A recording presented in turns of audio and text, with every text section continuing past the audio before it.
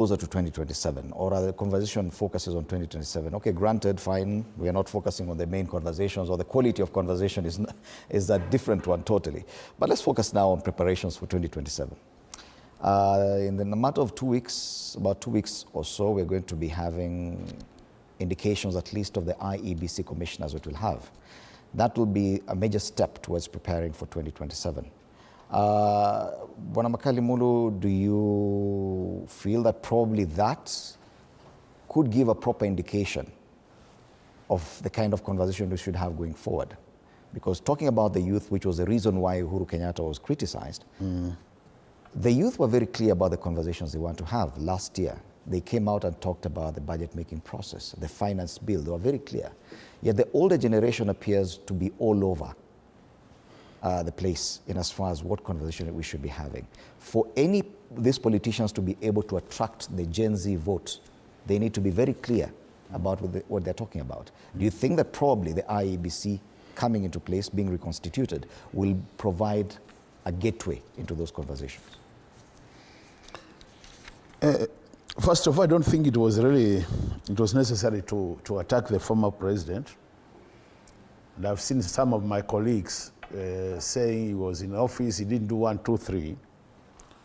But I think it's known that 2 wrongs don't make a right. So even if he might have, as a president, there could have some omissions, it doesn't mean then they do things the same way because he didn't do them right. But what is critical for me is that the Kenyan youth, where they are today, they don't need any mobilization to take a position. They have a few things they're working to their advantage. One of them is they are very well educated.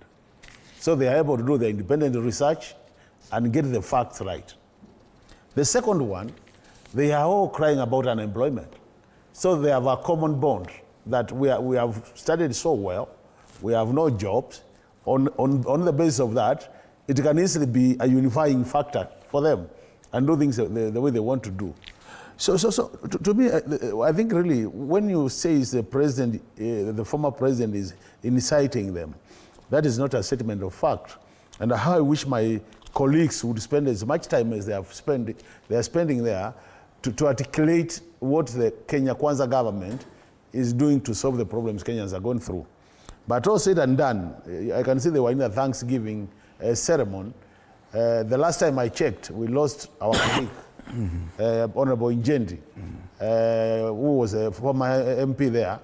Now I'm wondering what the Thanksgiving is for. Are they thanking the electorate for losing their MP, or they are thanking the electorate for what? Because really, unless they were raising funds for possibly the churches and the children, I'm still not sure what was really the function. But going forward, let me say this. We are going to get the IEBC commissioners, but as you are aware, Fred, IEBC is just a referee. Their work is just to make sure that they moderate the process so that by the end of the day, we have good leaders coming to office. And from where I sit, the process has already been facing some trust deficit. You saw that when the chair, after conclusion of the interviews, the chair was saying, those Kenyans who are not happy with what they have done, they can go to court. And to me, that was a very bad statement coming from the chair immediately after the interviews, because it's telling us, even them, they believe a few things might not have been done correctly.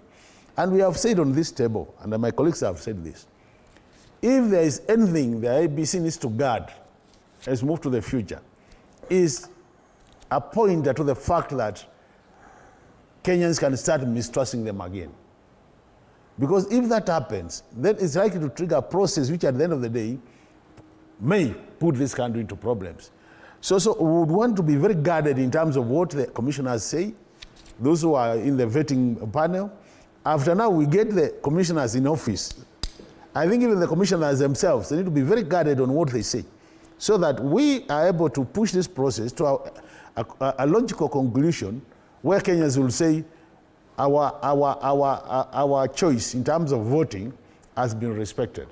Because we don't want a situation where we'll have another president where people would think you are the president but you don't have the constitutional mandate to lead because Kenyans did not vote for you. So the way forward is not very easy. And all said and done, I think they also work on a very tight schedule So they must come out with a very good plan of how do we manage these things properly within the time they have, because procedure should have taken them about 5 years. But now we have delayed the process of getting commissioners in office. That delay will have also an impact, and more so negative impact in how you manage our elections. So to me, we're hopeful that things will be done correctly.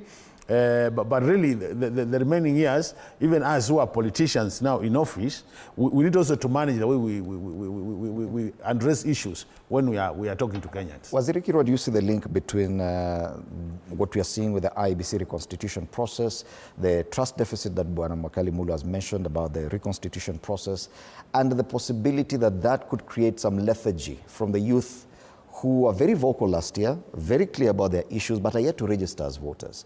That this trust deficit, if it gets to that generation, they may not register at all. After all, they say it is already a done deal. This is a flawed process. Do you see the link there?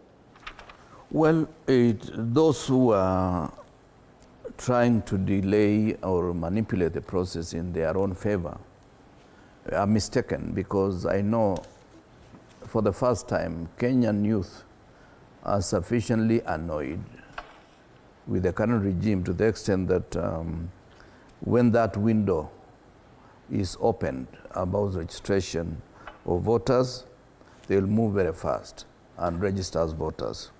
My only worry is the issue of delayed and the flawed process of trying to get identity cards. In many places, young people apply, and some of them take up to almost 1 year before they get their identification cards, which is a necessary process of getting to register as a voter. That may be the only problem. But I think outside there is sufficient annoyance among the young